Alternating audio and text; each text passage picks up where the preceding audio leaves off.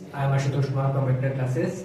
हमने पिछले वाली वीडियो में देखा था कि साइंस क्लास 8 चैप्टर फर्स्ट का हमने क्वेश्चन नंबर 4 एक्सरसाइज कंप्लीट किया था। अब हम क्वेश्चन नंबर 5 में आते हैं। तो इस क्वेश्चन में हमें कहता है कि explain how fertilisers are different from manure. तो इसमें हम देखते हैं क्या हमने लिखा है। Fertiliser is a man made soil. ये हम केमिकल्स का यूज करके फैक्ट्री में बनाते हैं। Factories is prepare fertiliser is prepared in factories. उसके बाद हमारा fertiliser does not provide any humus to soil. ये बस उनको न्यूट्रिएंट्स देता है, ह्यूमस नहीं देता है। उसके बाद हमारा fertiliser are very rich in plant nutrients like nitrogen, phosphorus and potassium.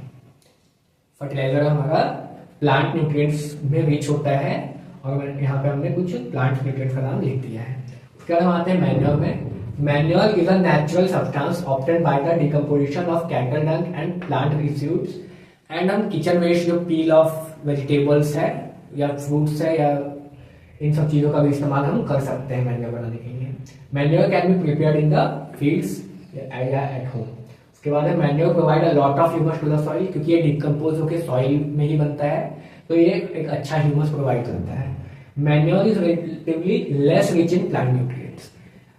Fertiliser से हर मामले में हमारा मैन्योर है वो बेटर है, बस हमारा ये प्लांट न्यूट्रिएंट्स इसके पास कम होते हैं फर्टिलाइजर के मुकाबले। तो हम फर्टिलाइजर को ना यूज करके मैन्योर को यूज ज़्यादा करते हैं ताकि जो सॉइल की फर्टिलिटी है वो बनी रहे और जो वहाँ पे हमारे फ्रेंडली माइक्रोब्स हैं उन्हें कोई भी हार्म ना हो। तो इसी तरीके से हमारा ये टेबल जो है हमारे बुक में दिया हुआ है। क्वेश्चन नंबर 5 में हम वो टेबल बना देंगे और हमारा इसी तरीके से 5 नंबर कंप्लीट हो जाएगा। अब आते हैं क्वेश्चन नंबर 6 में।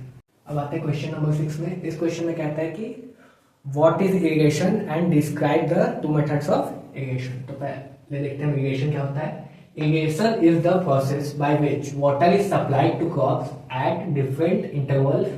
The time and frequency of irrigation varies according to different season, crop and soil types. There are various sources of irrigation such as wells, canals, rivers, dams, ponds and lakes।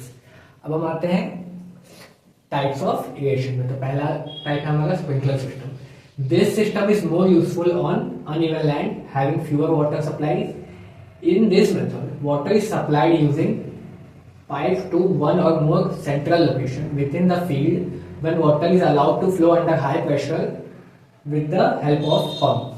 It gets sprinkled on the crops।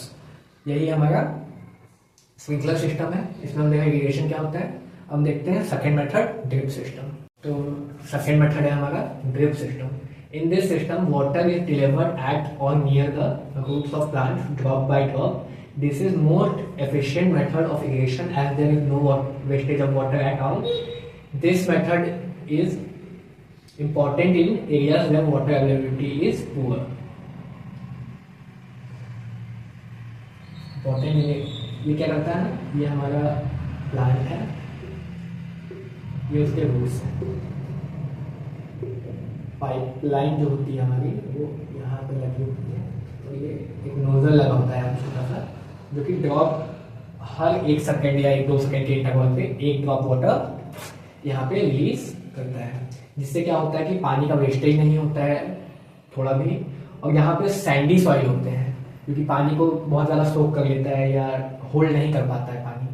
तो वहाँ पे regular interval पे ये drop by drop यहाँ पे डालता है पानी, जिसकी वजह से रूट्स को और प्लांट्स को पानी मिलता रहता है और कोई प्रॉब्लम उन्हें फेस नहीं करनी पड़ती है। क्वेश्चन नंबर 7 में क्वेश्चन नंबर 7 कहता है if wheat is sown in the kharif season what would happen. तो हम आते हैं क्वेश्चन नंबर 7 के आंसर में। Wheat is sown in kharif season from June to October. Then whole crop might get destroyed because of many factors such as lack of optimum temperature, adaptability, availability of pesticides, etc. Kharif season include the rainy season, which is not favorable for growth of wheat. Therefore, wheat crop should not be sown during this season। क्या कह रहे हैं यहाँ पे कि wheat को हम खरीफ season में इसलिए नहीं बो सकते हैं क्योंकि जो गेहूं है हमारा वो कम से कम पानी में उगता है, ज्यादा पानी की जरूरत उसे नहीं होती है। बट खरीफ सीजन इंक्लूड करता है क्या हमारा रेनी सीजन। खरीफ सीजन क्या इंक्लूड करता है हमारा रेनी सीजन। और रेनी सीजन में बहुत ज्यादा बारिश होगी जिसकी वजह से हमारा जो गेहूं का फसल है वो सड़ जाएगा ज्यादा पानी मिलने की वजह से। उसके बाद है हमारा ऑप्टिमम टेम्परेचर। जो हमारा गेहूं है वो बहुत ज़्यादा टेम्परेचर चाहिए होता है, उसे अच्छा खासा टेम्परेचर चाहिए होता है। और खरीफ सीजन हमारा जो है जून से लेके अक्टूबर है, जिसमें बारिश होती है और थोड़ी बहुत ठंड होती है, ज़्यादा धूप नहीं निकलती है, जिसकी वजह से हमारे टेम्परेचर भी इसको जितना चाहिए उतना नहीं मिल पाएगा। तो इन दोनों और भी दो रीजन की वजह से हम नहीं उगाते हैं वीट को खरीफ सीजन में।